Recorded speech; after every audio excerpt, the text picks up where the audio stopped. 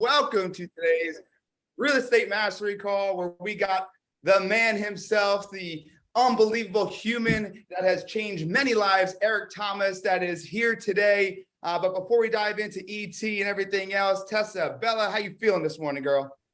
I am feeling amazing. It's so good to see all of your faces on here. Thank you so much to all of you who have your cameras on. As a friendly reminder, if you're in a place where you can turn that camera on and it is not yet on, please do so. Not just because we selfishly love to see your smiling faces, but it is also a great way to show respect to our incredible guest who took time out of his day, out of his schedule to show up for you guys. To really give as much value as possible. And I can speak from experience. I've been able to see Eric speak in person at events many times, and it is absolutely life-changing every single time. And for being able to really get the most out of an experience like this, you've got to be engaged. So John said it before, I'll say it again. If you can close out those tabs, put that phone on do not disturb, it is going to be worth it. It is not something you're going to want to miss by having your phone dinging over here and your Facebook tab over here and a bunch of other stuff going on. So use this time to make the most of this experience, really be engaged. We're going to have some time at the end for some questions. So really be sure to make the most out of this experience. And thank you so much for everybody who's on here. We're super, super excited to connect with you guys, to have you in this experience. And ultimately, the reason that we're able to make this happen is because collectively, John and I use our networks and our, community of people that we've built relationships with over the years to open that up for all of our incredible members of the Real Estate Mastery family. And so this is just one of many incredible experiences that you guys will be able to tune into going forward. So I want to throw it back over to you, John, to introduce our special guest. Yeah, so a lot of you guys are Real Estate Mastery clients. We've got a few special people in here that got the invite. So welcome to anybody that this is a first call of yours, or maybe you've been around for a while and this is another call. But everybody who showed up, it's time to actually be here, right? Tessa kind of referenced it, but the big thing for us guys is that you guys are here completely.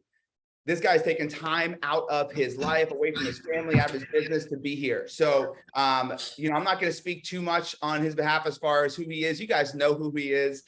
He is world renowned. He is the man, the myth, the legend. But most importantly, guys, look, I've spoken on stages with him.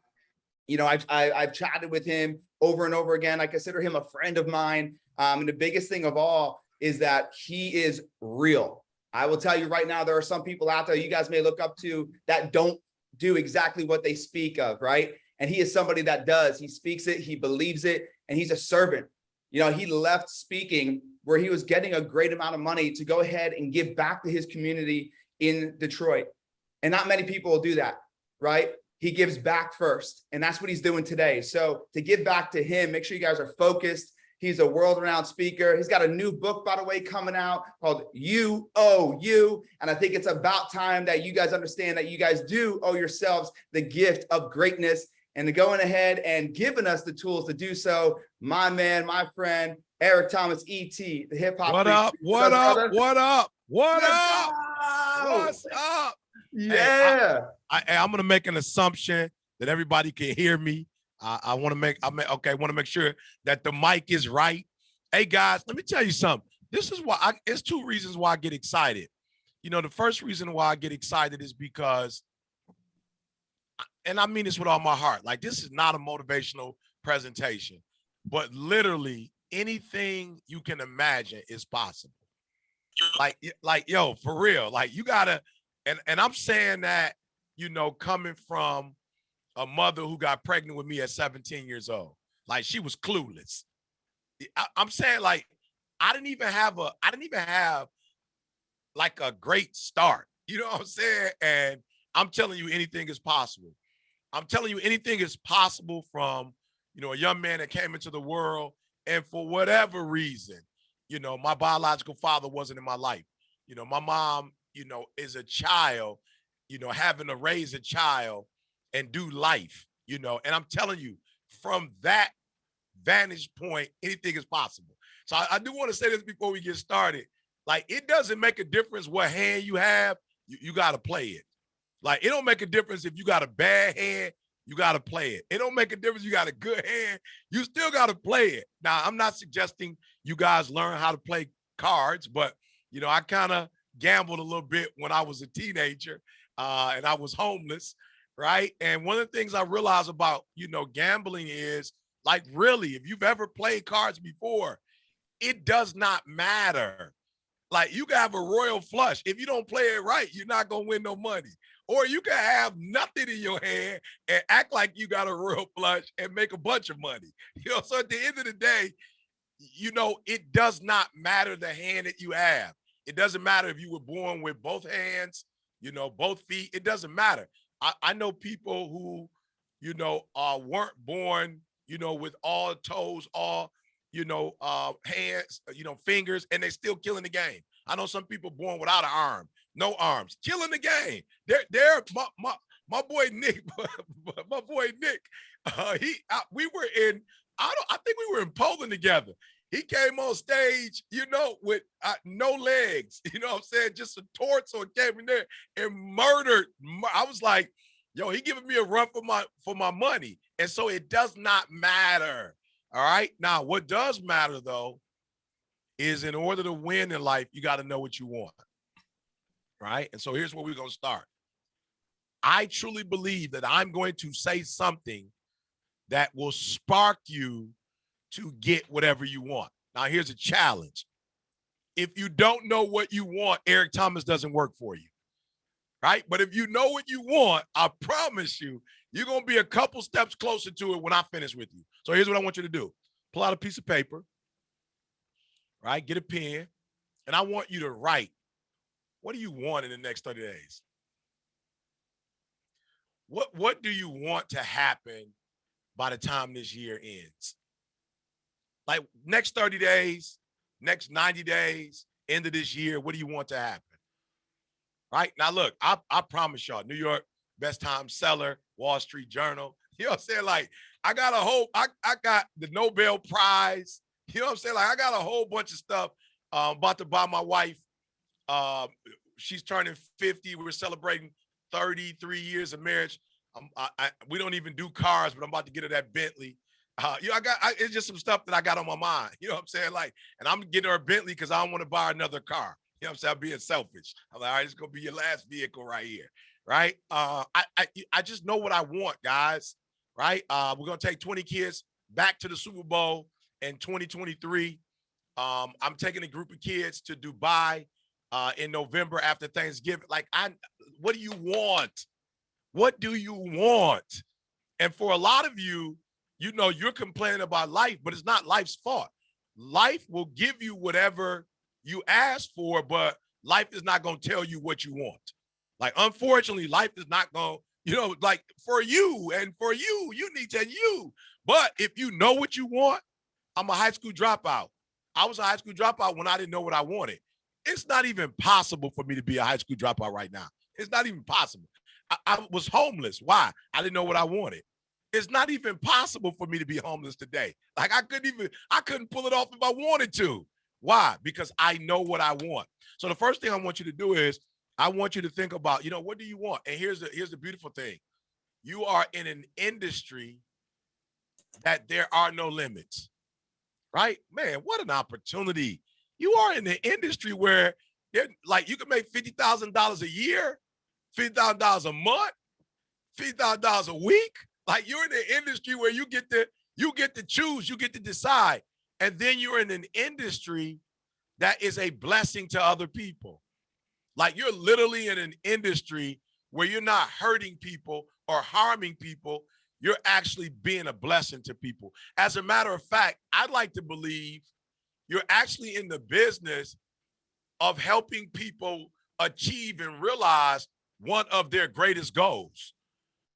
Like, one of their greatest goals. Like, as a matter of fact, I believe of 100% of the people, you know, in the world, I like to believe at least 90% of the world, at least those people who are in there, you know, who have the great mind capacity, all want to have the dream of property, owning a home, right? So not only can you have what you want, you're in an industry that is positive.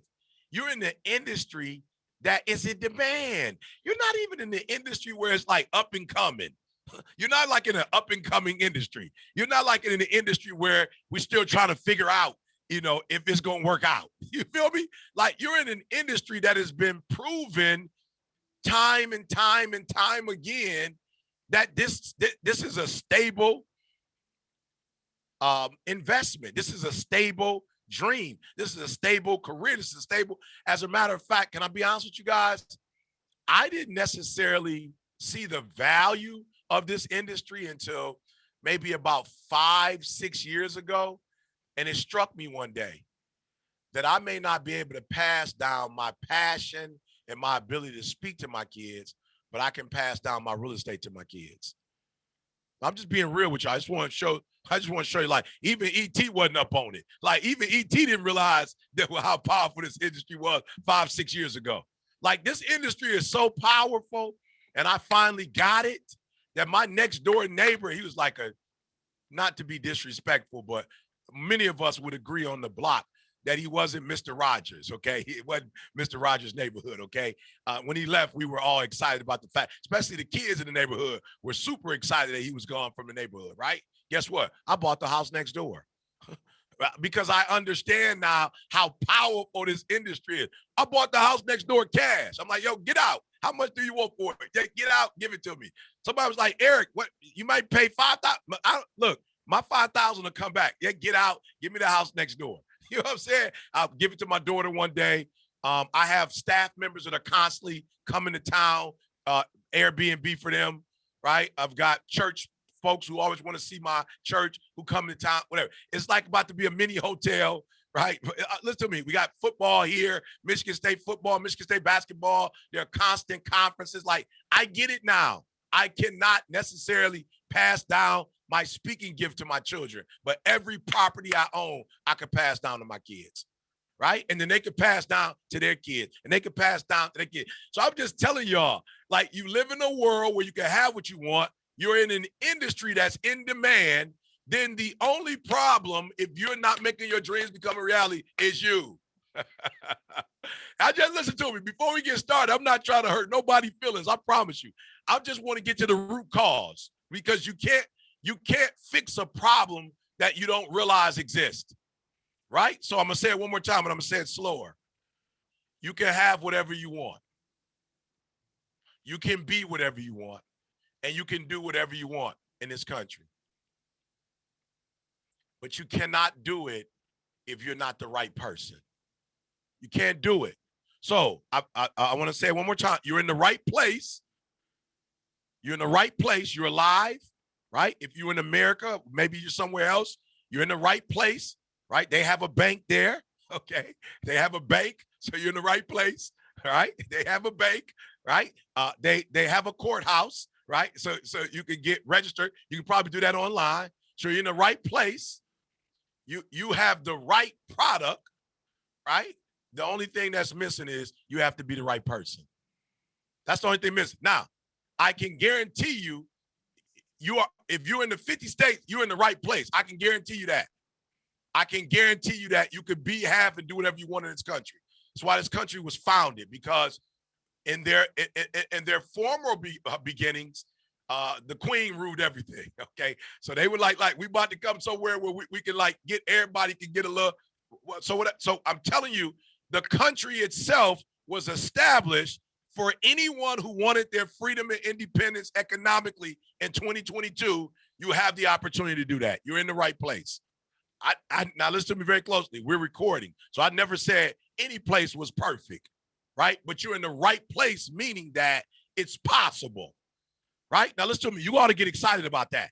You ought to get excited about the fact that it's possible. Now, possible doesn't mean that they're not trials, tribulation, they're not barriers, they're not hills to climb. If it was easy, everybody would do it, right? So that's not what I said. Listen to me. I get excited. Why? Because it's possible. And here's what I know about Eric Thomas. If it's possible, I'm going to get it done. I just need to know it's possible. I just need to know there's a pathway to it. I just need to know some other human has done it. I just need to know that it's happened in my generation. Do you know from 1990 to 2020, we went from 64 billionaires to 664 billionaires. I didn't say millionaires. I don't even want to go there. It was a whole bunch of them. Listen to me. I told you that threefold, tenfold, whatever the fold is, I don't know the numbers, but it was only 64 billionaires before 1990. Between 1990 and 2020, there are over 664 billionaires. I'm telling you it's possible. I just want you to know it's possible. And I want you to know that almost 600 more people decided they were going to be billionaires, and they are. I can't even tell you the number of millionaires. It's thousands more millionaires than there were 20 years ago. Thousands more. As a matter of fact, each recession produces way more. All right, so we're going to get started here. But here's how we have to start every presentation. What do you want? Because it doesn't matter what I say if you don't know what you want. What do you want?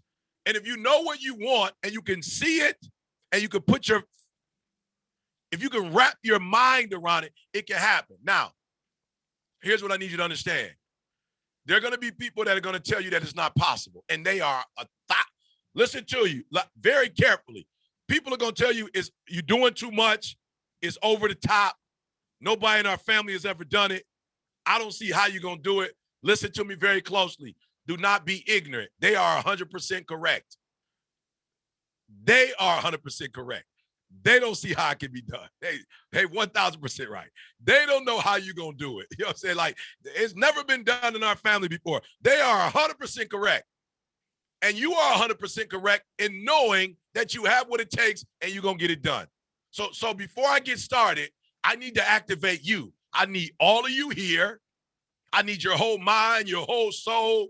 I need you present, because the reason why you are not exactly where you want to be is because you have never allowed you to go all in. You have never given you everything. You've never put it. Listen to me, y'all. I went from a GED to a PhD. I do not have any of my degrees hanging on the wall. You do not have to call me Dr. Thomas. If you notice, I got ET on the thing. I do not need to be called Dr. Thomas. So what was the GED to the PhD about? I wanted to stretch Eric Thomas. I wanted to see what I was capable of. I wanted to see what I was capable of. I know what my teachers told me. I know what my counselor told me. I wanted to know, Eric, what are you capable of?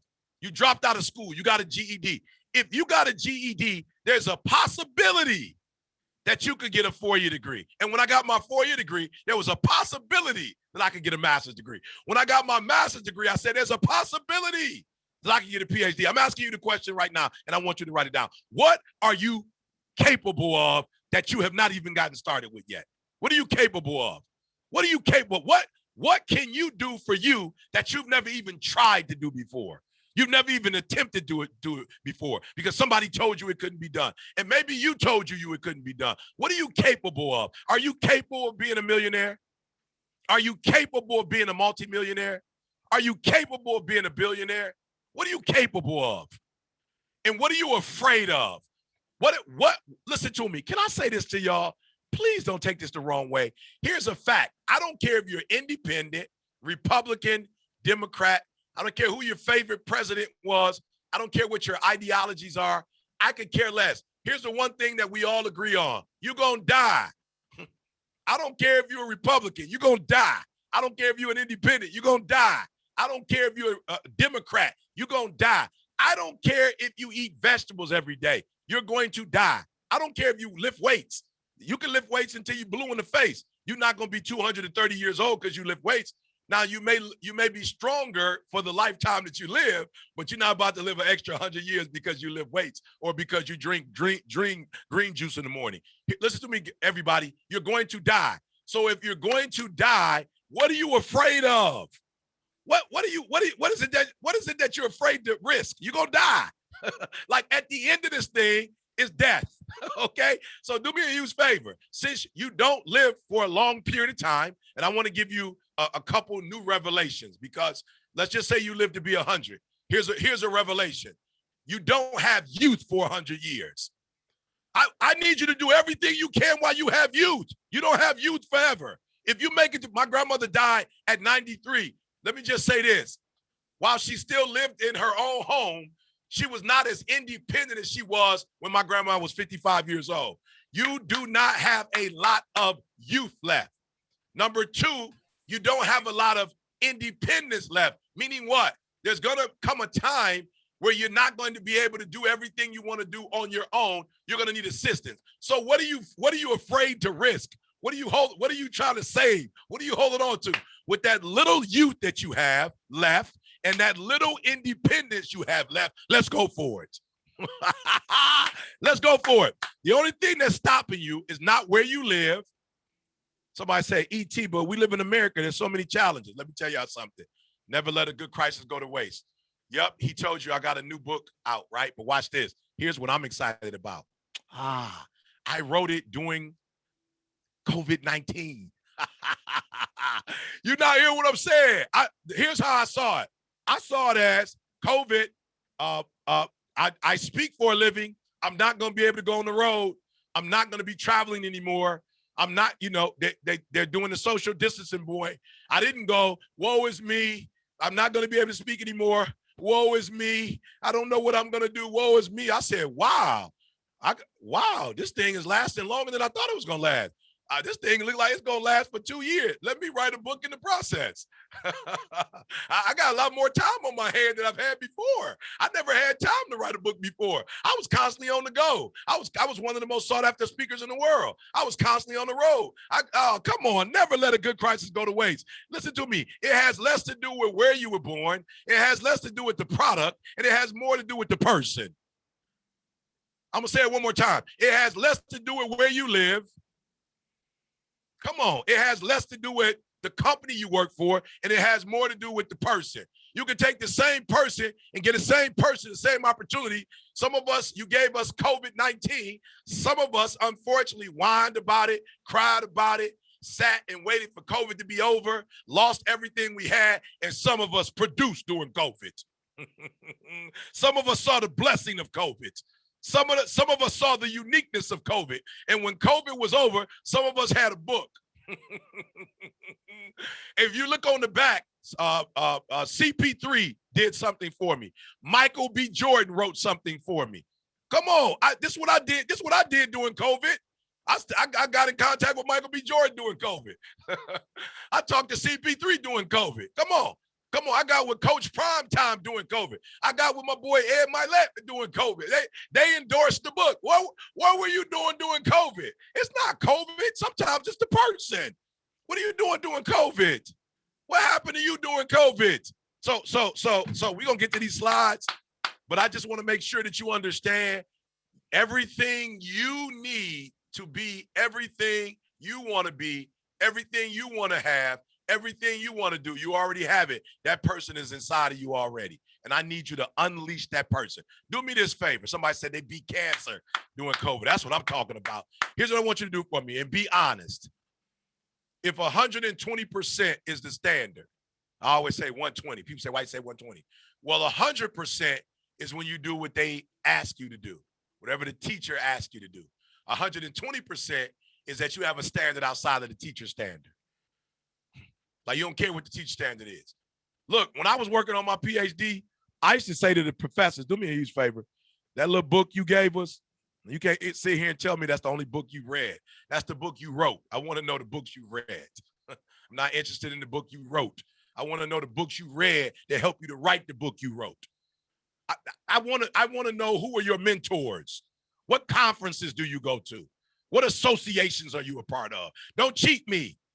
Don't cheat me with this little curriculum. I paid a lot of good money. Don't cheat me. I don't want to know what you want me to know. I want to know what you know.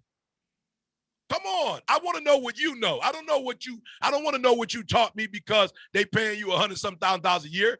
I want to know what you know. And there are those of you that you're doing enough to get by, and you know who you are. You're giving 70%. And can I be honest? Your 70% is bad. You're doing pretty good with your 70%. You're pretty good with your 80%. But there's some of you that are not giving 120%. And I want you to write down, what number do you feel like you're giving this business? What percentage are you giving this opportunity? Be fair. Share it. 50%. Thank you. Somebody put 50%. You can find out who that person was. I want to send them a gift card. I want to send, somebody said 60%. I love it. Whoever said 50, you started it off. Figure out who that person was. You telling the truth. Listen to me. If you're giving 50% and look where you are, what would happen if you gave another 50%? What would happen in your life if you gave this business another 50%? Somebody said 56.2. I like that. That's like super accurate. I love it. 70%, 100%. What would happen if you're giving 90% and you gave another 20%? How much more money would that be? How much more? All right, look, watch this, guys. I've been speaking my whole life. Now, not professionally or not even in the way that I'm doing it now. I was run off at the mouth in high school, got in trouble, got kicked out of school. I remember when I realized, wow, I really do inspire people. And I have the ability, to energize people. I remember when I was like, you know what? You need to go get a degree. You need to get a master's degree. You need to get a PhD. Do you understand that each degree that I got, and we're not talking about degrees, but each degree represents a certain amount of time that I invested in myself and took my game to the next level. Do you know when I had a 4-year degree, I was probably given 70%. They was paying me about $5,000 at best. Do you know when I got a master's degree, they were probably paying me about 10 to 20,000. When I got my PhD, right now I command about $100,000. Do you understand that I didn't change my voice? I just got better as a human. And every time I got better, everything around me got better. Your problem is you're not getting better. You're not getting better. I kept getting better.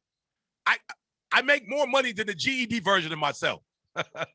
I'm that same guy. I didn't get any taller. I did probably come out a little bit more. I'm saying? I came out a little bit more. Face came out a little bit more. That's probably the only thing that grew, right? But I didn't get a new voice. I didn't get a new brain. As a matter of fact, and I know somebody, I'm 51. I know somebody knows what I'm talking about. My 20-year-old brain worked better than my 50-year-old brain. But my 51-year-old brain makes me more money. Why? Because my 51-year-old brain is pushing Eric Thomas more than my 20-year-old Eric ever pushed himself. The 20-year-old version of Eric was much quicker and faster and picked up information a lot faster. He had a lot more energy, right? He stayed up longer, right? But the 20-year-old Eric wasn't the same. He was like the 2.0 Eric. The 51-year-old Eric is like the 10.8 Eric. It's a different version. One of the things I need you to do before you get off of here is I need you to figure out what version you are and figure out what is it going to take to make you a better version. And the only person that's holding you up from doing that is you. All right, let's go to these slides. Let's go. I know we hadn't even gotten to the slides yet. I do apologize. Let's go. All right. So number one, that's not important. That was not important. All right, let's get to the important slide. All right. Sometimes rejection is redirection. Listen to me very closely. I want you to do me a favor. I want you to stop running from rejection, and I want you to run to rejection. All right. This is one of the things that you're going to do to go from a 5.0 version of yourself to a 10.0. Why? Because the way the body is designed, the way the mind was wired, it is wired for you to stay away from growth. Okay, I just want you to know that. Like your brain is going to tell you, don't do that. Like, stop. Don't try that. Like, we're happy. We're happy. Don't do anything to disrupt that. Don't listen to your brain. Don't listen to your brain. Tell your brain, I want you to command your brain. You. I want you to tell your brain what to do from this day forward. My brain said, you bet not go and try to get a 4-year degree. Why? You barely passed the GED. They're all going to laugh at you. The teacher's going to ask you a question and you're not going to be able to answer it. They're going to ask you to do an assignment and you're not going to be able to do it. You're going to look stupid. You're going to look dumb. Absolutely. I am stupid. I am dumb.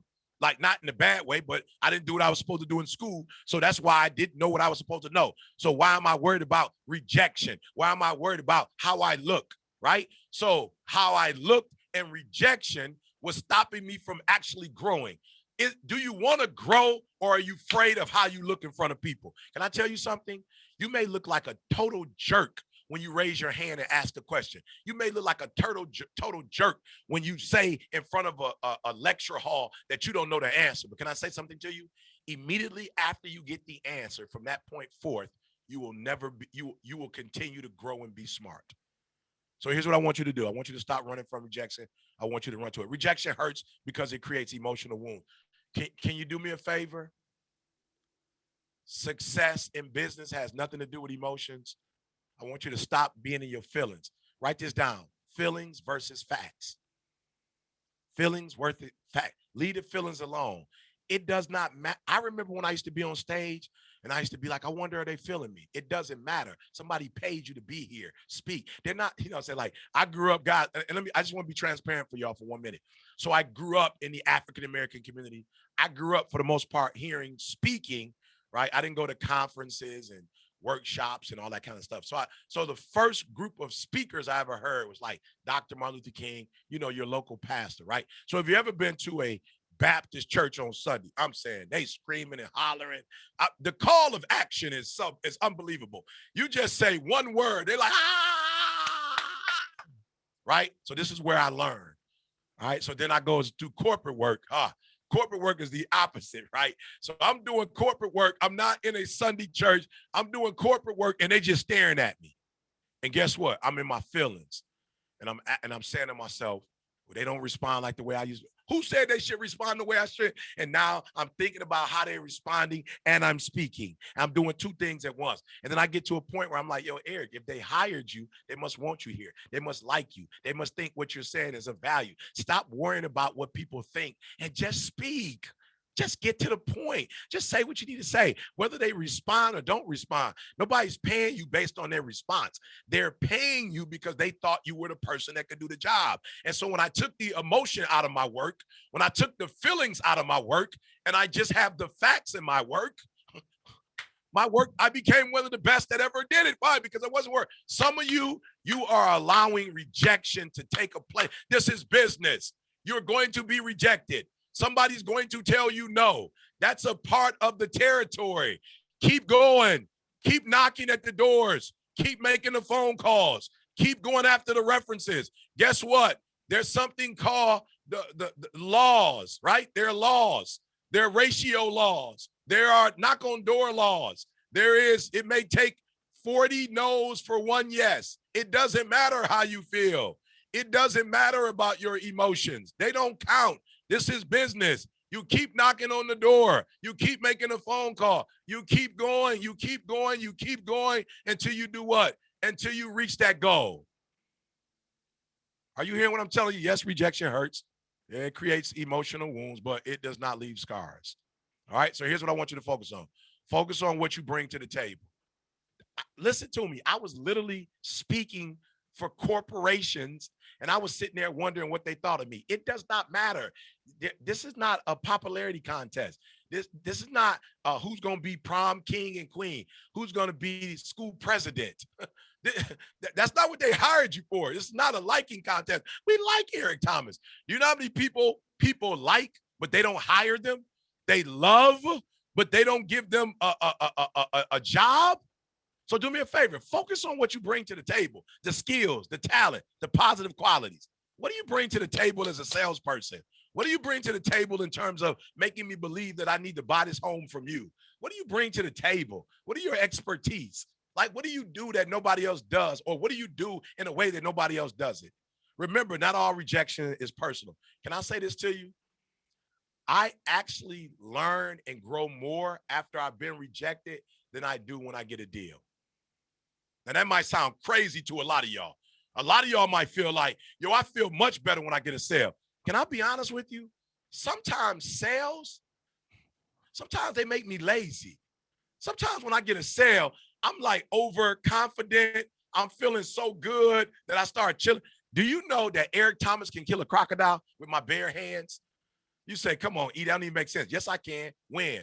Right after a crocodile has had a sizable meal, it goes into a comatose state.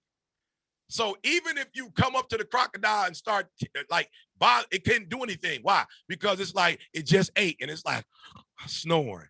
You know, a lot of you, that's what happens when you get a sale.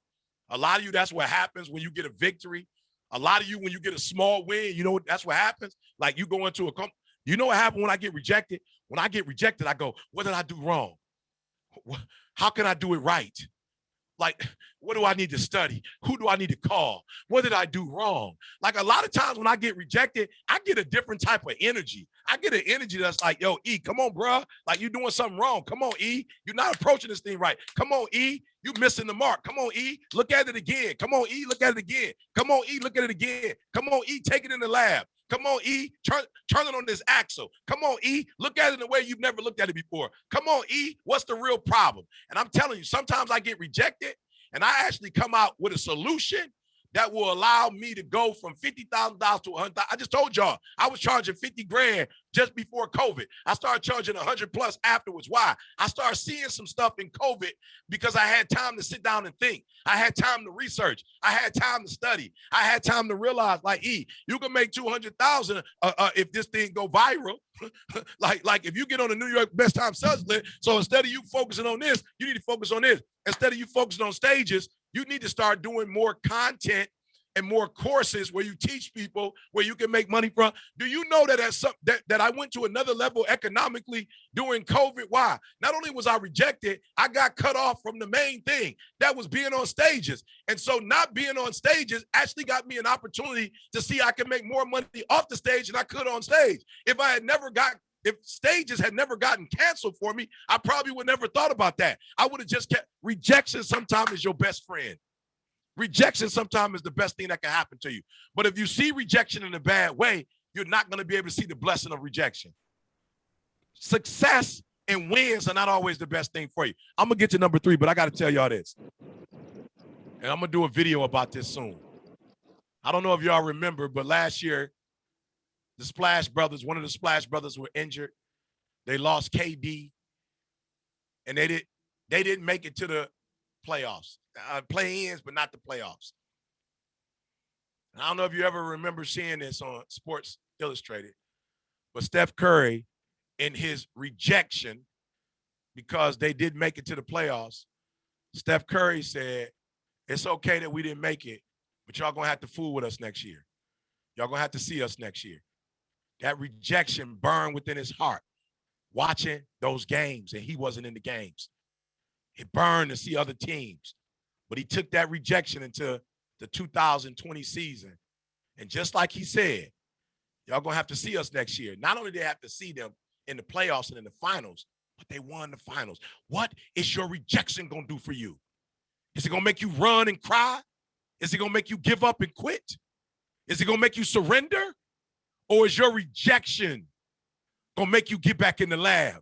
Is your rejection going to make you go back to practice and practice in a way you've never practiced before, for a time frame that you never practiced before, and learn the technique and the skill that you never learned before? What is your rejection going to do for you?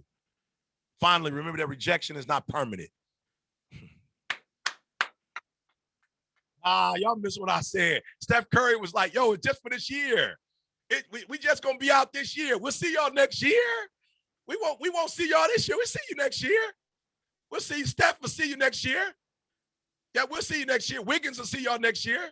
We'll see you next year. Yeah, we're not going nowhere. Brother Thompson, he'll see you next year. Draymond will see you next year. We'll see you next year. Don't worry about it. We're not in there this year, but we'll see y'all next year. Yeah, we are accustomed to being there. And yes, it does hurt that we're not there, but we'll see you next year. Listen to me. I want you to write down where you're going to be next year. Every time you get rejected and you get left, where you're going to be next year. I'll be stronger. I'll be faster. I'll be bolder next year. Some of y'all too young, but as I was saying it, Steve Austin. Some of y'all too young, but I'll be stronger, faster. I'll be the $6 million man when this thing is all said and done. I'll be bionic when this rejection is over. So do me a favor. Don't let the rejection paralyze you. Don't let the rejection drown you. Don't let the rejection overwhelm you. It wasn't meant to do that. The rejection was only meant to show you that the way you're doing it, you could do it better. That the way you're doing it is not necessarily the best way to get the results that you want. Oh, come on, somebody. That's all rejection is. Rejection doesn't mean you fail. It doesn't mean that you suck. It doesn't mean that this is not for you. It doesn't mean that you're not worth it. It doesn't mean you're no good. It doesn't mean that everybody's better than you. It just means that, yo, you got it going on, but the techniques that you're using, The methods that you're using are not the best one. They're not the most efficient and effective ones, right?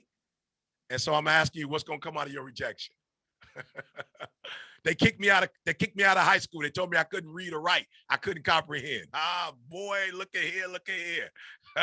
And watch this. When you read it, real plain English that everybody will be able to understand.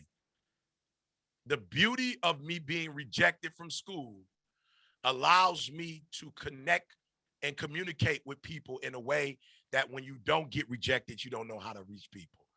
There's nothing wrong with rejection. All right, let's go to the next one. I'm sorry. I know y'all got to get out of here. Let's go. We got to do Q&A. All right. Consistency. All right. So here's the deal. I tell you this all the time. All right. Self-discipline. All right. Whichever one. Which one we going with? You got to have all three. All right. So look like we're going with self-discipline. All right. Look, self-discipline is the ability to control one's feelings and overcomes one limitation. Here's the deal. There's nothing wrong with your emotions. There's nothing wrong with your feelings, but there's something wrong with your emotions and your feelings when you're not in control of them. And I need you to get in control of them. There's nothing wrong. There's nothing wrong with having emotions. Absolutely nothing wrong with them. But when your emotions control you, now please don't get offended when I say this, right? So I unfortunately I grew up in a family where they overuse alcohol and drugs. So I don't drink or I don't smoke, right? So I'm not against anybody that does. I'm just saying my family, for whatever reason, they didn't have a lot of self-discipline, right? So here's what I tell young people all the time when they ask me, well, what do you think about this? Or what do you think about that? I said, here's the deal. It's called a recreational drug. It's not called an everyday drug. It's not called every day. So when you're doing it every day, it's not recreational. Okay, it's a vice. Okay, it's not recreational at that point. When you can't function, my mom, I can't function without my coffee. I'm like, all right, Ma, but that's a problem. If you don't have access to it, then what does that mean for you, right? She's like, I'm cranky, I'm whatever. I'm like, okay, then you need to start drinking water.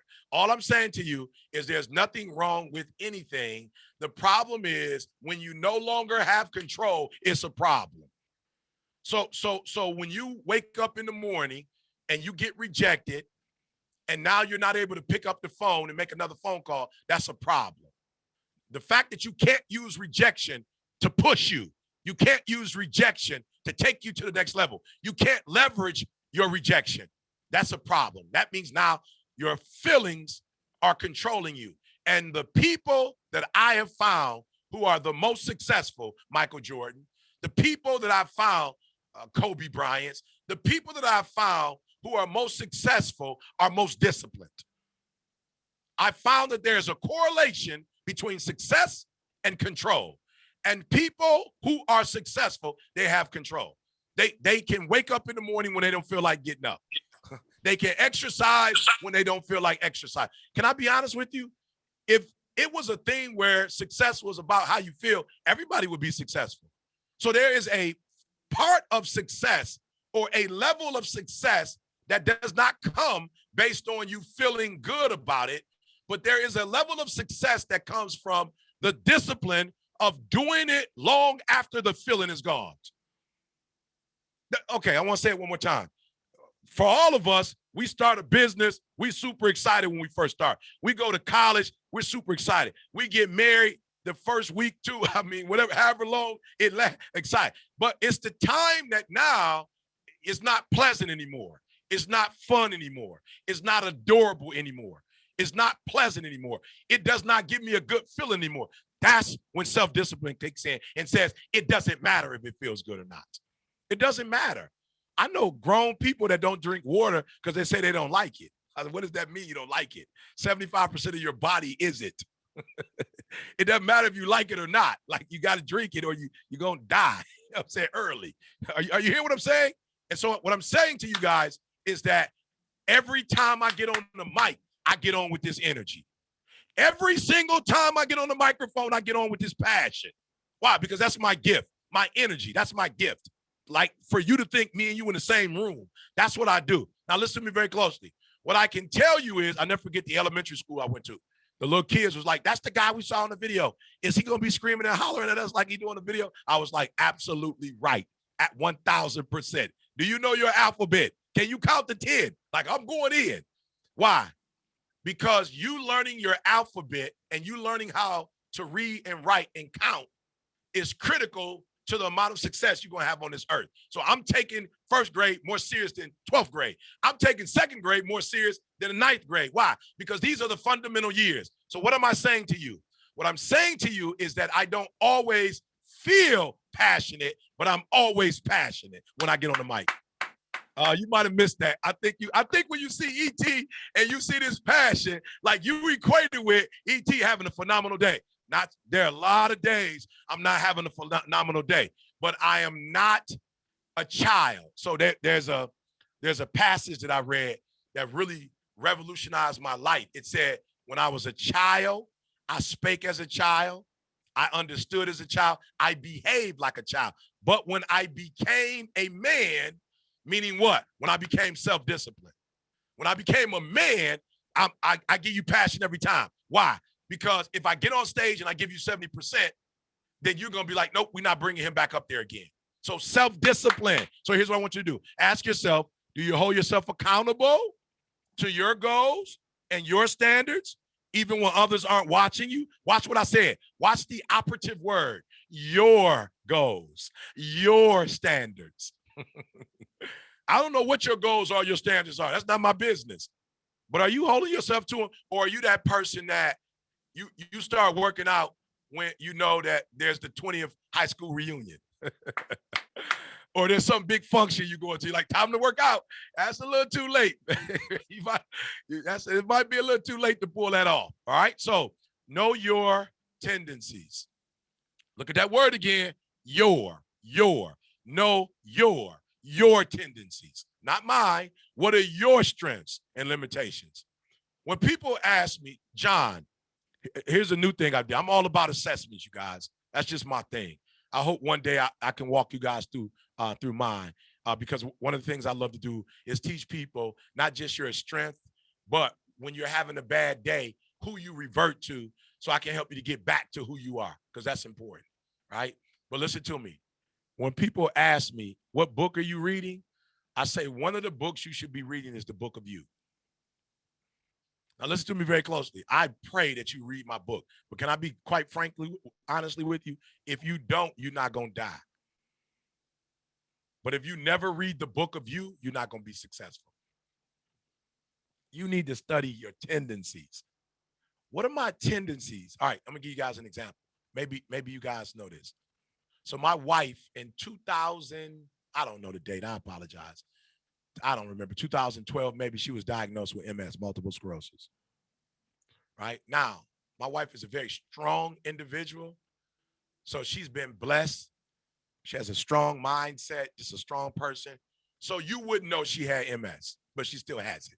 But like, you wouldn't physically be able to tell she has it, right? She's fought to be progressive. But you know what's so funny? I don't know when she's not doing well, but I do know when the weather changes, I know when she's not doing well.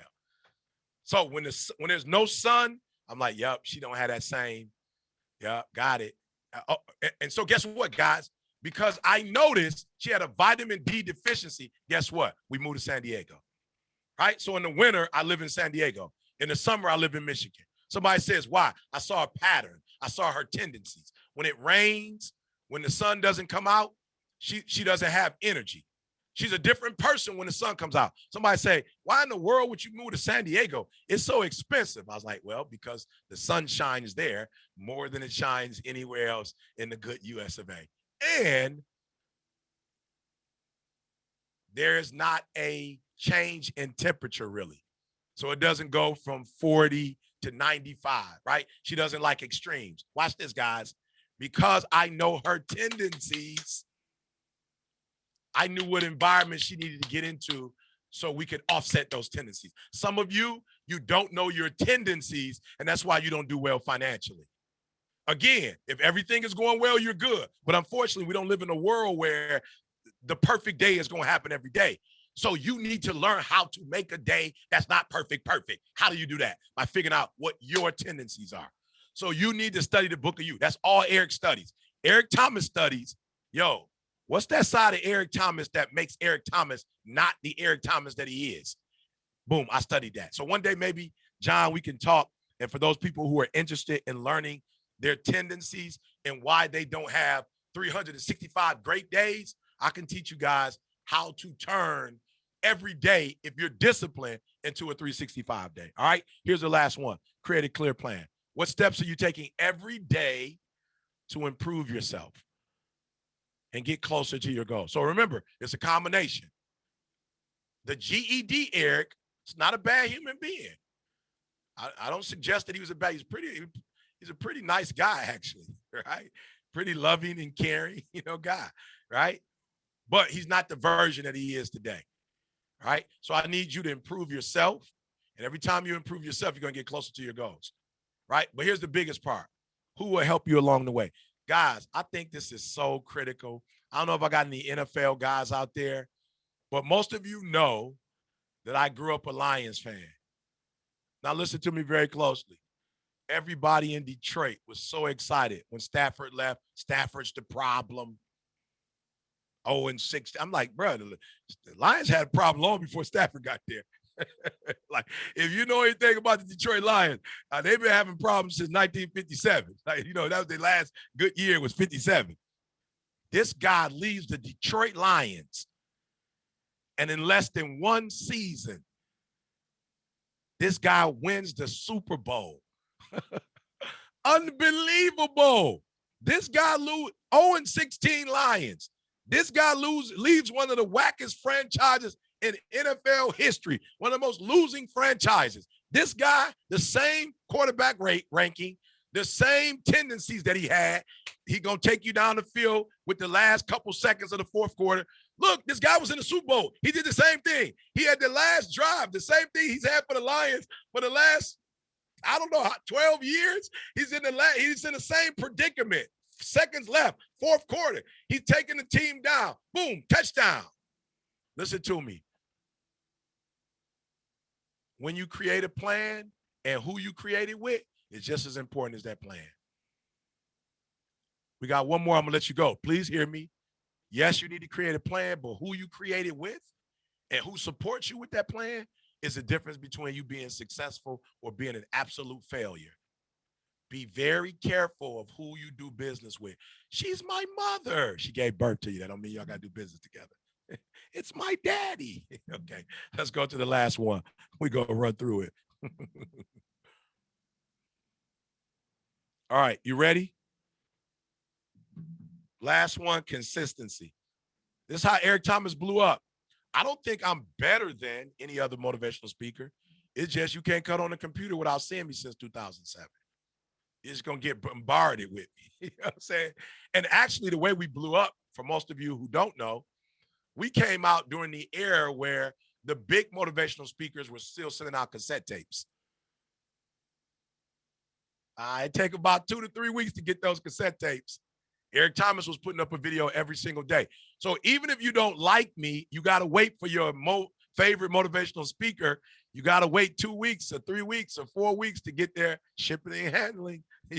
No shipping and handling with ET. You just cut on the computer and I'm there every single day.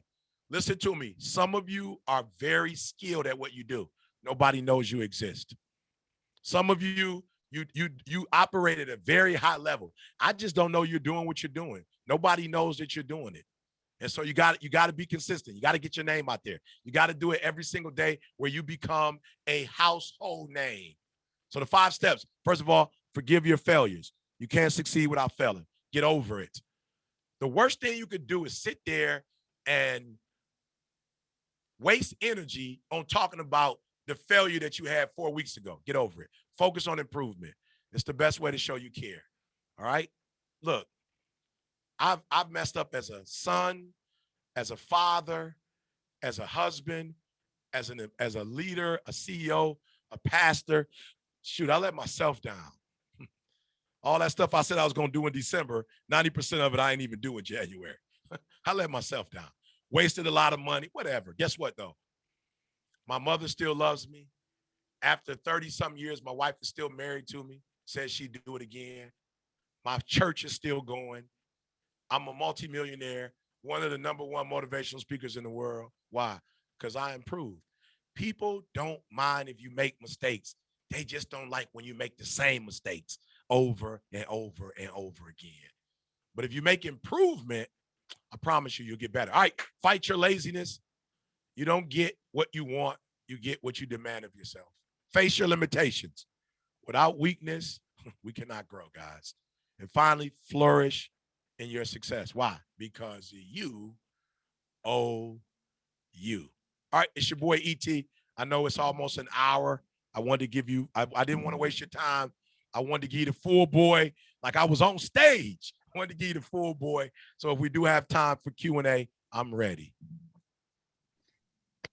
Ooh, first off, ET, man, I appreciate you more than you probably know. And there's 300 plus people and a lot of people on teams that are actually, in a room with a bunch of people. So guys, blow up the chat really quick because I'm going to drop a link in the chat in a second, but blow up the chat. Give this man massive love for giving everything he had this morning. He showed up for you like you guys are showing up for him. So we appreciate you, E. We're going to drop this thing in here for a Q&A.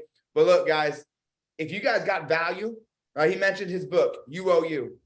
Now, he did say, you ain't going to die if you don't read his book, but you are if you don't read a book about you. But what I will say is show this man a little bit of gratitude. This is my challenge for everybody on here, right? 300 people on here. Tess, can you do me a favor? Can you drop the link to E's book on there? We're going to buy 20 copies, just 20 copies. We already bought 10. Man, we might buy 50 copies, but we guarantee at least 20, right? And we bought already 10, so that's 30, right? Who here, drop into the chat, right?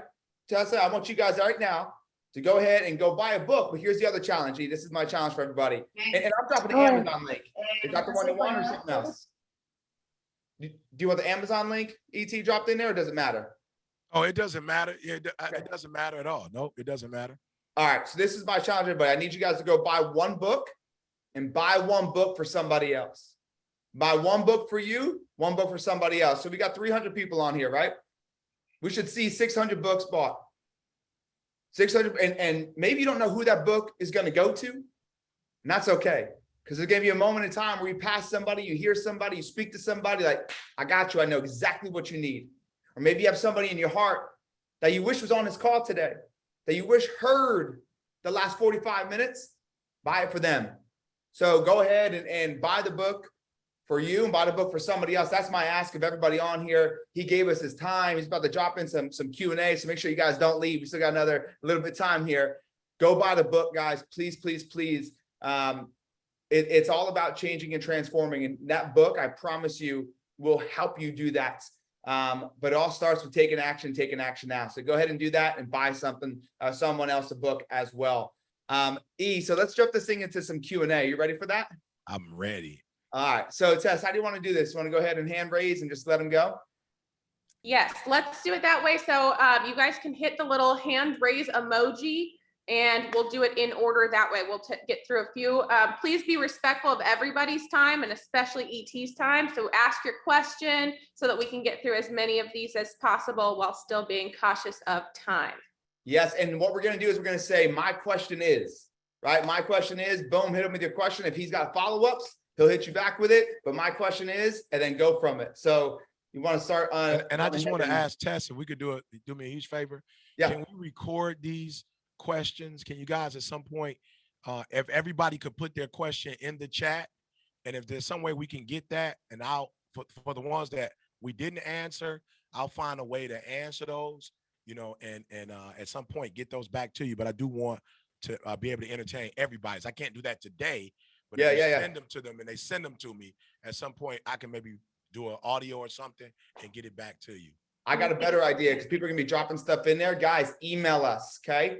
So email us info@gorealestatemastery.com. info@gorealestatemastery.com. If you don't get your question answered, send it over. We'll get it to E. He'll go ahead and get you an answer to that question. So Tess just dropped it in there. Email us the question if we don't have time to get to everybody. So I think we got Mo up first. My man, Mo, let's go ahead and get you unmuted. Then we got Sky up next. Awesome, mate. So First of all, thanks, ET. Simple question. I read your Secret to Success book. Would this book be an audible, and would it be read by you? Because if it is, then I'm behind a couple for sure. Yeah, no question. Yep, audio book is coming. Of course, in my voice, I wouldn't do it any other way. And for those people who are asking the difference between this and that, of course, the Secret to Success brought you up to homeless to Michigan State. This brought you back a little bit with the homeless, but more so it starts with the Secret to Success video and how I found my purpose and, turn that into, a multi-million-dollar business. I love it. And the book Thanks, actually ET. in September, right? Or October? Yeah, September 13th. They'll ship your order to you. Like by the 13th, you'll get your book. And I did that because September 3rd is my birthday, but the way book publishing and where they release has to be done like on some Tuesday or some crazy algorithm. But my birthday is September 3rd, and I'll be doing my book tour starting in Chicago, my birthplace. Yeah, love it. I love it. Awesome. All right, Sky, you're up next, girl. Let's go ahead and get you unmuted. Hey there. I just want to know, how do you help kids with rejection? I think you help kids with rejection and anybody with it by really showing them the flip side of it. So most of the time when we look at rejection, we just look at the bad part, right? And most of us are not trained. Again, I'm not trying to be super deep, but psychologists show that 80 to 85% of humans' thoughts daily are negative. Most of us have 30 thoughts a day. So that means that 8 times 30, it's like 224,000 thoughts that would be negative. Like that's just how we are. And they say that 90% of those thoughts are repetitive. So most of us are not trained naturally to see the blessing in something. We are trained to see the curse. Right. And so what we have to teach our children is what's the positive. So, for example, when my wife got diagnosed with MS, as a believer, I didn't go, I can't believe you did this to me, God. I just looked at it as, something good is going to come out of this. And what good came out of it? Well, my wife never wanted to retire. She never wanted to work with me. Now we travel the world together. You know what I'm saying? Like she doesn't work. She can't work because of stress. So she works for my company. She works for the church. So my kids got to see their mom more. Because she wasn't working. She went to every basketball game, every football game, every graduation, every bake sale. So their mom was a working mom before. But when she got MS, she spent all of her time now at home with her kids. And now she's doing phenomenal. So she's back to working, however. But I just say that to say we have more time together. We travel together. And I knew that, okay, this is going to be a blessing.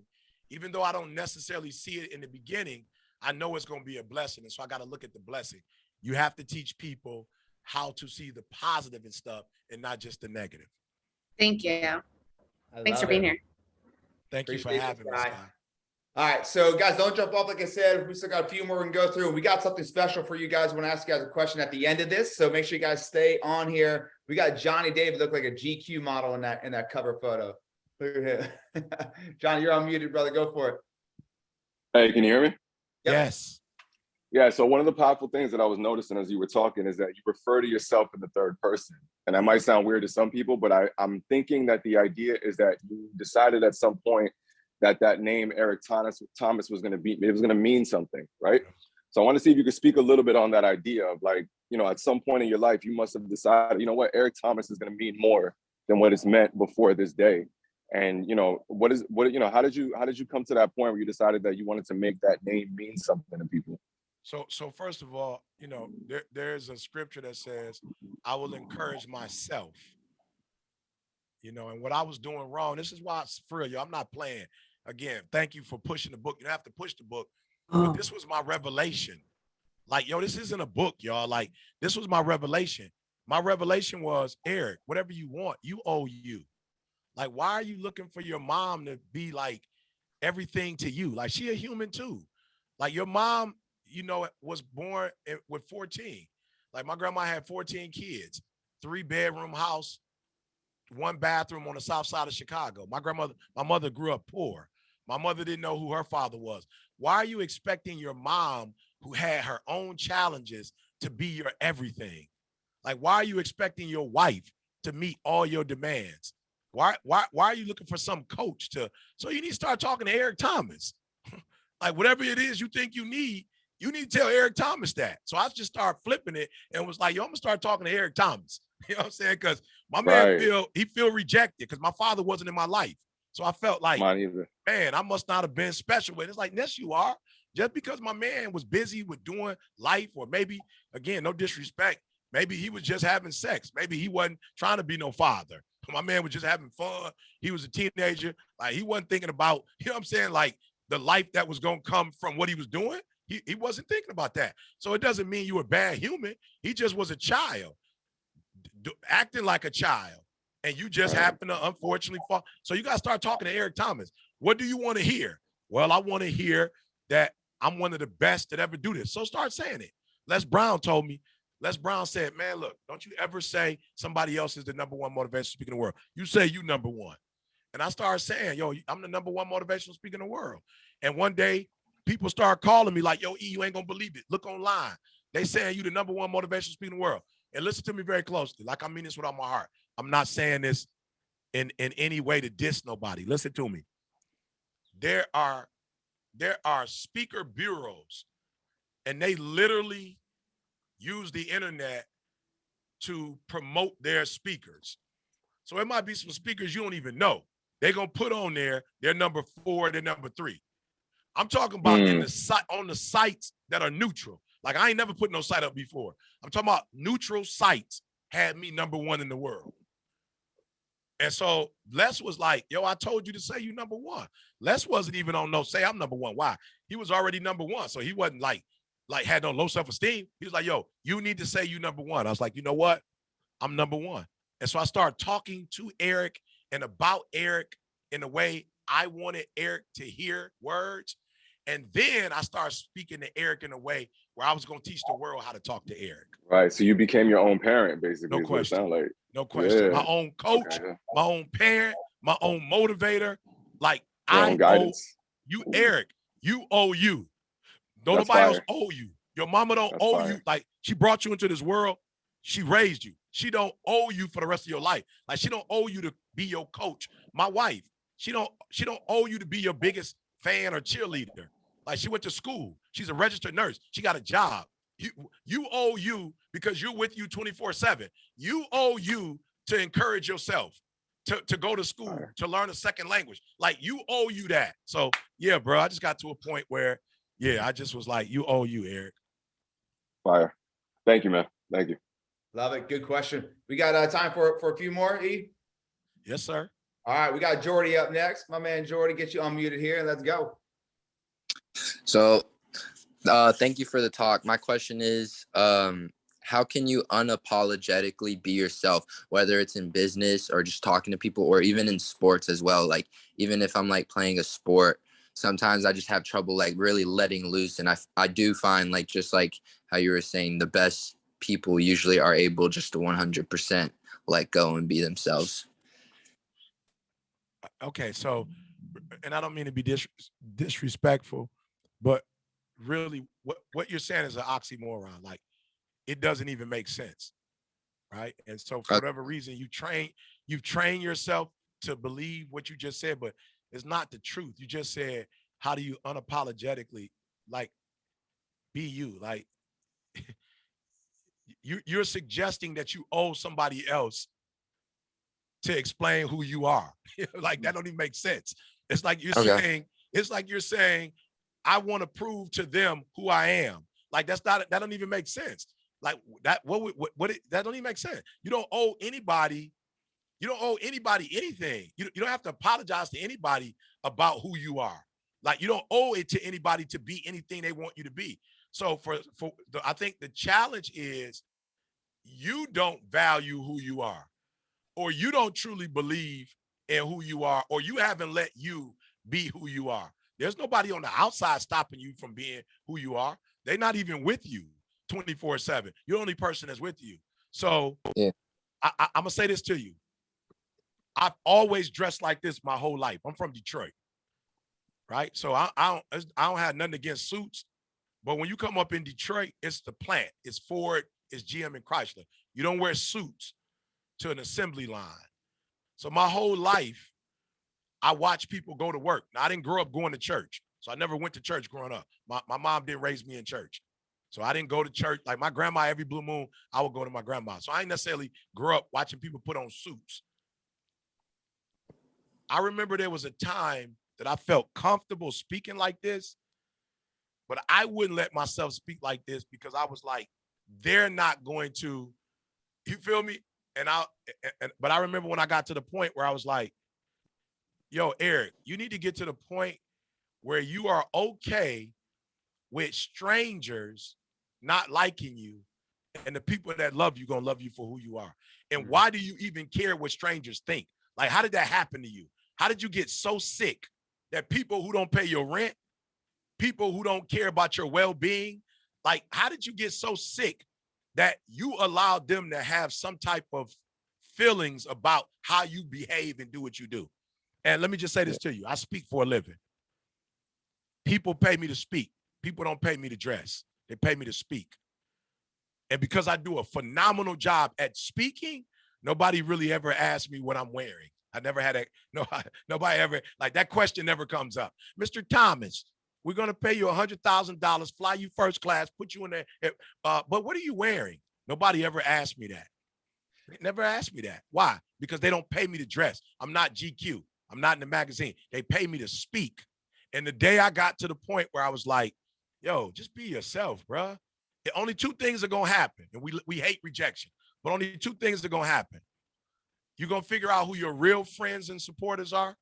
And it might only be 10, but you're going to figure out who don't really like you. And now you're not have to waste time on 100 people that don't care about you anyway. So I'm just saying that's hard for some of us because we don't want to get to that quick. But the quicker you get to being yourself and being comfortable with who you are and knowing that there are going to be a lot of people who are going to reject you because of who you are.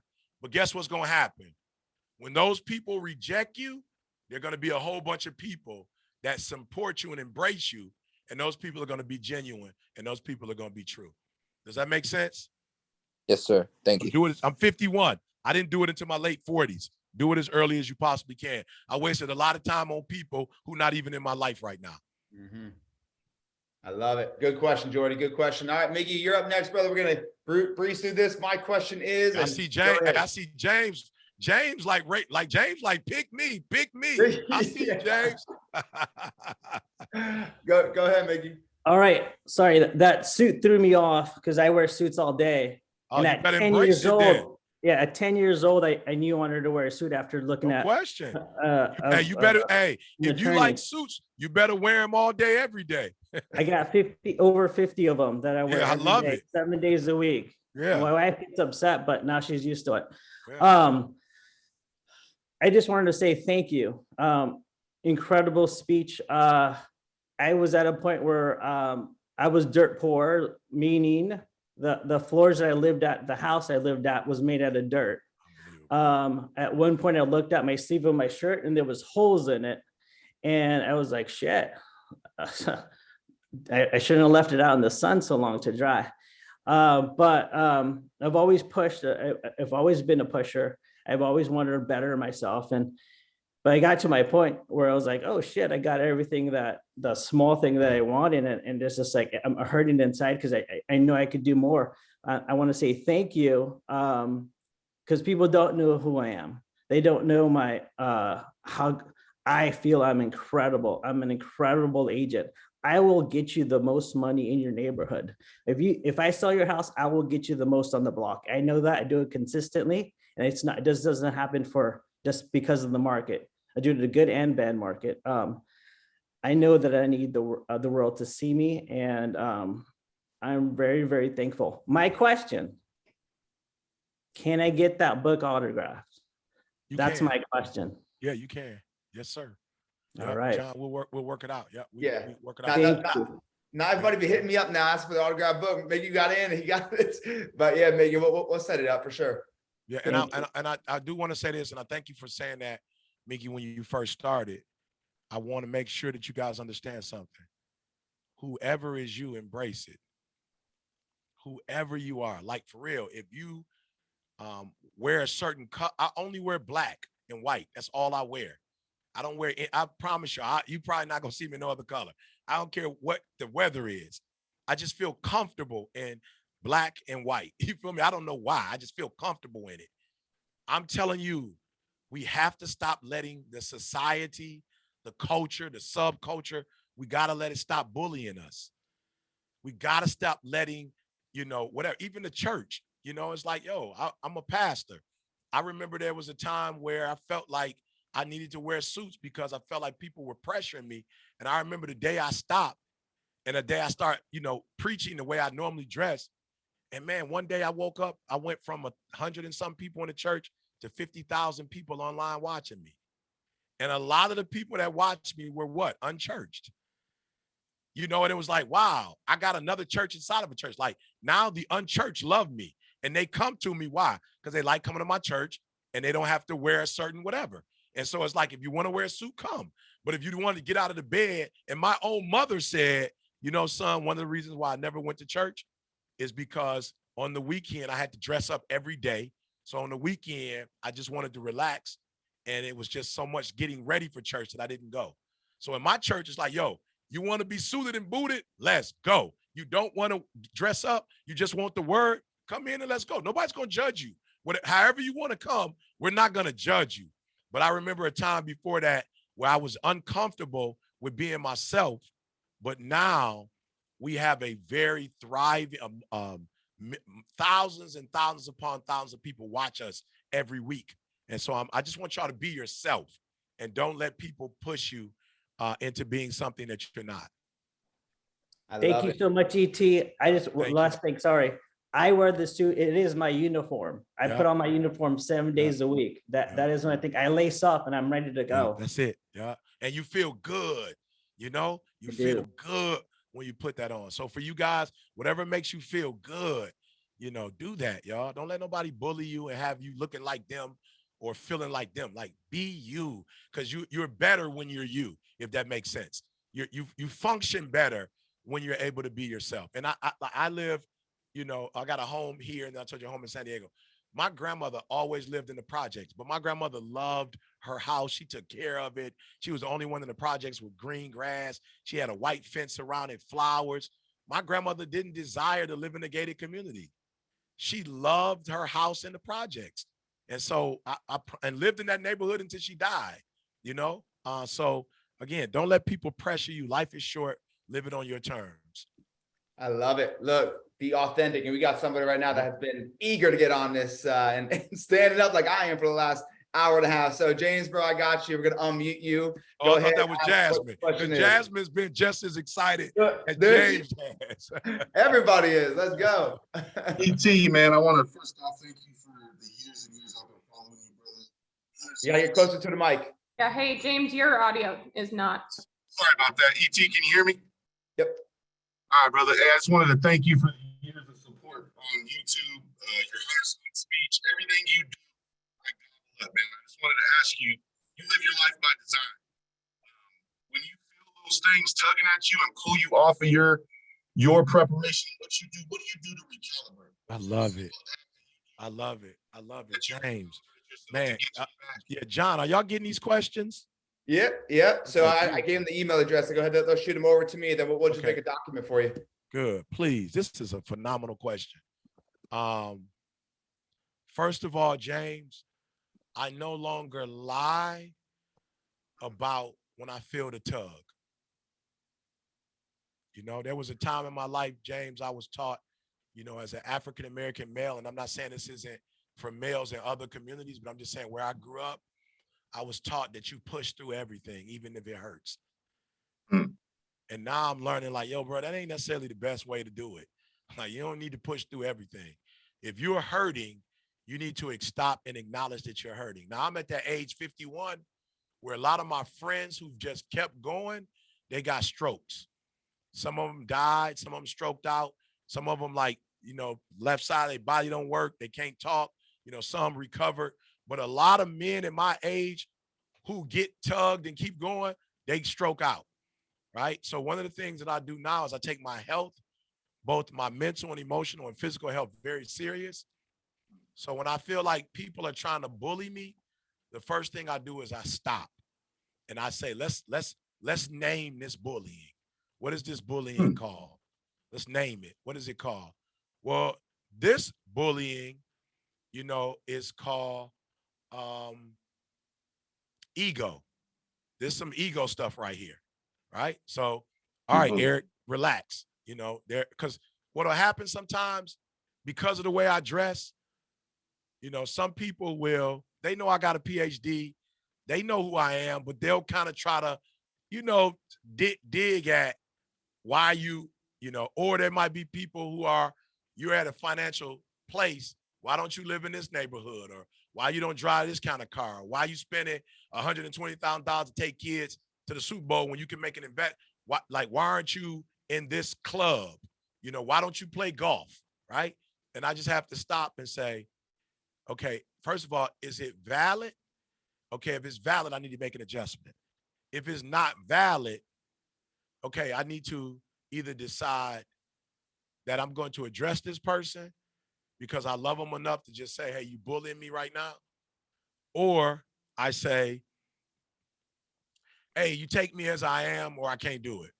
All right, so I just had an event in Texas, huge event, church event, but it was outside. It was like, you know, in a pavilion, like a tent thing. Texas is hot. Outside Texas is hot. So my man was like, I know you don't wear suits, but if you could wear a pair of slacks and a shirt. I'm like, bruh, Texas is hot. First of all, I'm not wearing that anyway, but yeah, Texas is hot and it's humid. I'm not used to that. So I text my man back and said, look, I'm grateful for the invitation. It's something that I really want to do. But if I can't come as myself and it's more about the tradition and the clothes, I respect you 1,000%. I never want to make you look bad. I never want to bring any unnecessary, tension to you as a leader. I will respectably decline. I just was real, James. Stopped, thought about it, was real. Called my man, let my man know. And he said to me, all right, here's what we'll do. The children have a T-shirt that they're wearing to represent, you know, whatever the theme is. They've got a T-shirt to represent the theme. If you can at least wear the T-shirt, so at least it looks like, you know what I'm saying, it's uniformity. So the one night I wore the blue one that they had. The next day I wore the black one they had. And instead of wearing shorts, I wore a nice pair of like expensive, if you will, jogging pants. That's not jogging pants. They look like jogging pants, but they don't look like jogging pants. You know what I'm saying? Like they're kind of plain, but stitched real nice. And of course, my J's, because the kids recognize the J's. And we had 2 phenomenal days, and he thanked me for it. But here's the deal, James.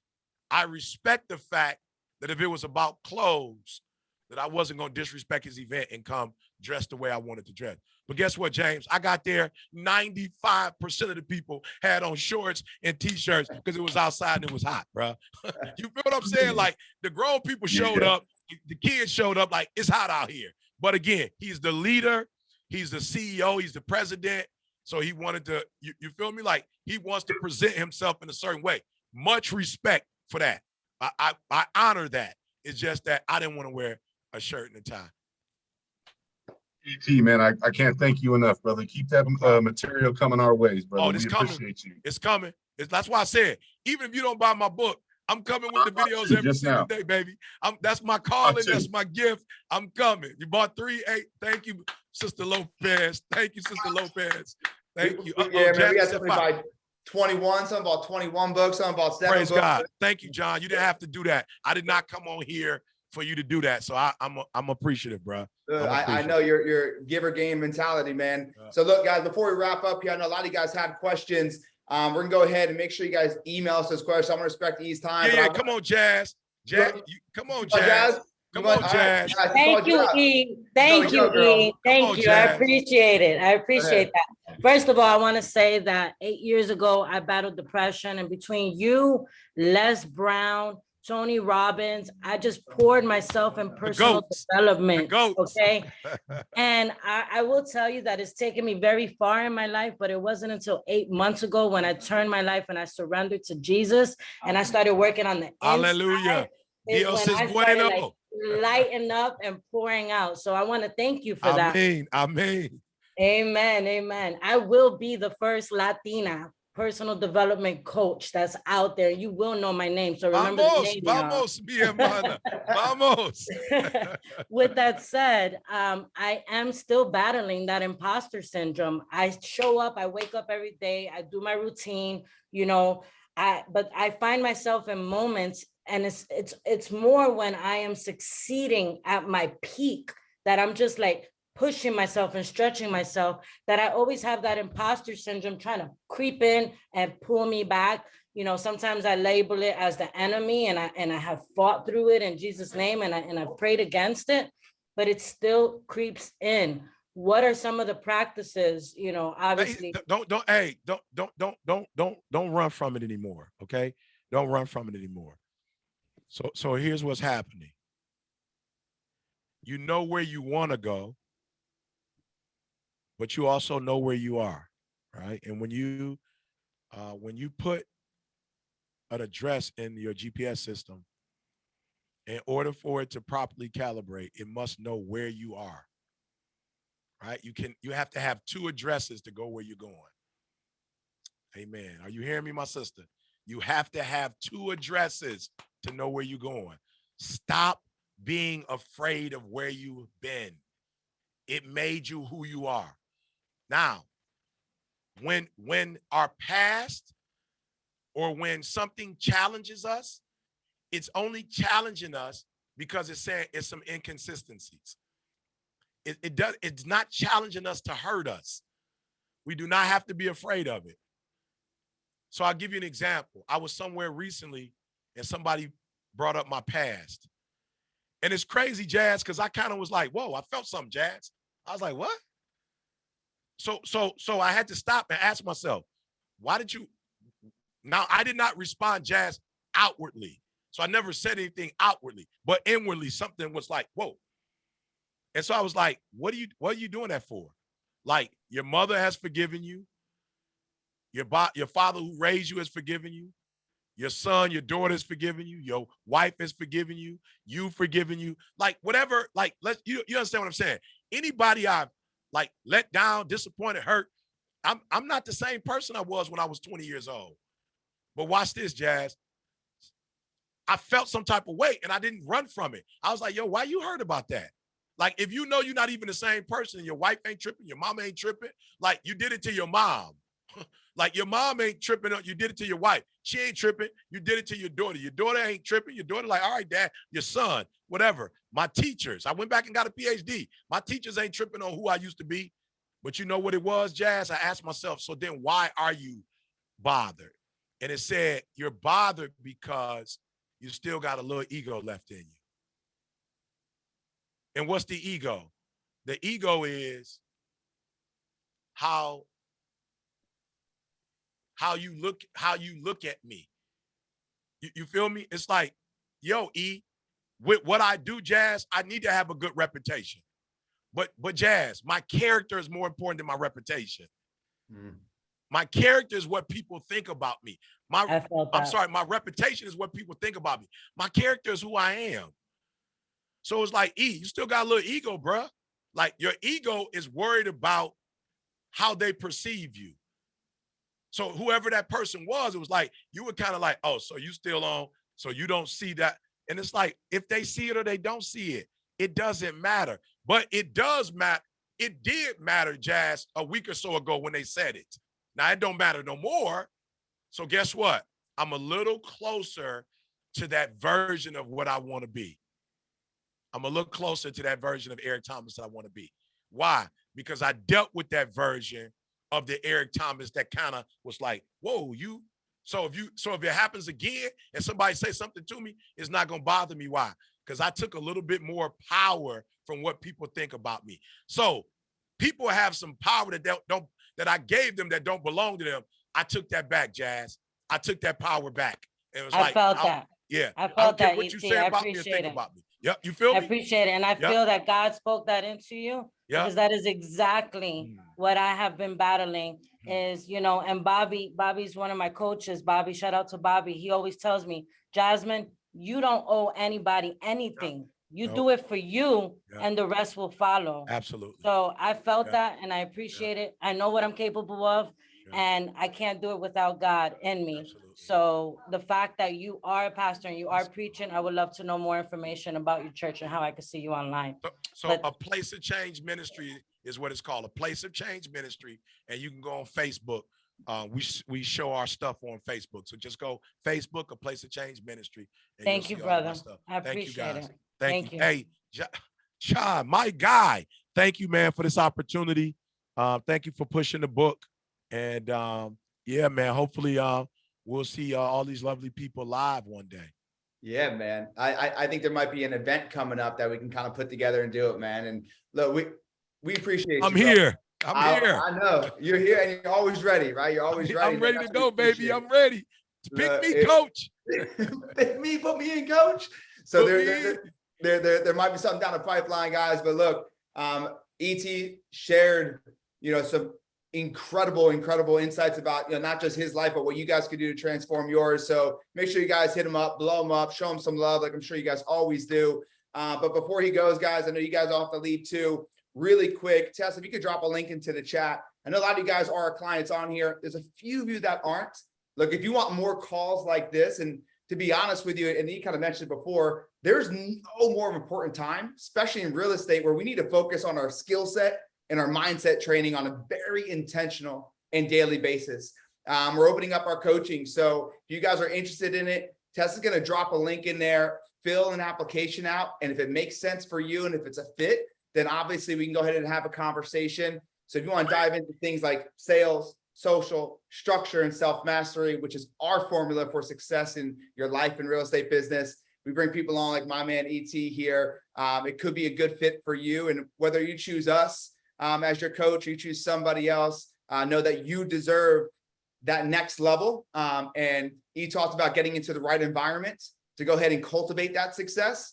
We'd love to have you in that environment. So go ahead and fill out that application. Tessa dropped into the chat. We'd love to have a conversation to see if it's a fit. Our clients this quarter will probably bring in over about $10 million in commission combined with everybody. So we would love for you guys to be a part of that, continually growing, not just a commission base, but changing your life. Because like E said, you owe you, fill the application out. We'd love to have you on there. E, any last words, anything that you want to shine on these people's life? Anything I can do, you can do better. Anything I can do, you can do better. Are you hearing me? So this book is not about Eric Thomas. This book is about, not only is it possible, it's past possible. So I need y'all to do me a favor. If you really took something away from what I said today, go out and live a life that you dreamed of and turn that thing into a reality as soon as possible. Bro, we appreciate you, man. Heart, servant mindset.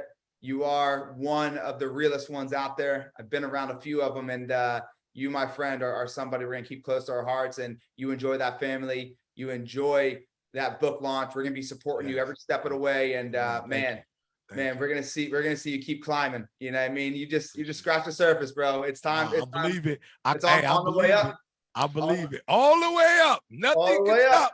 Let's go. Appreciate you, E. Everybody. Thanks, appreciate you jumping on. Send us those emails. And Tessa, you got anything before we jump off here? Anything about the coach or anything about today's call? That is all. We hope to see you guys inside. I have dropped it in the chat, so please take a minute and apply. We would love to see you on so that we can get you in front of more people like Eric and really have those experiences that change your life and your business. So thank you guys so much for being on, and we will see our clients tomorrow on our next call. Yes, guys, appreciate you. Don't forget, go to the application page, fill it out. Let's just have a conversation. Let's see if it's a fit. But whether it's us or somebody else, I promise you, really quick, guys, like in this market, there has never been such an important time to emphasize the intentional work you're going to have to put in, skill set and mindset wise. We have the proven repeatable results in sales, social, structure, and self-mastery to get you to that level. So fill the application out. All it takes is a quick 20-minute conversations to see if it's a fit. And if it is, we're going to go ahead and see you guys on the inside and help you elevate. So appreciate you all. Love you guys. Crush the day. What an amazing call.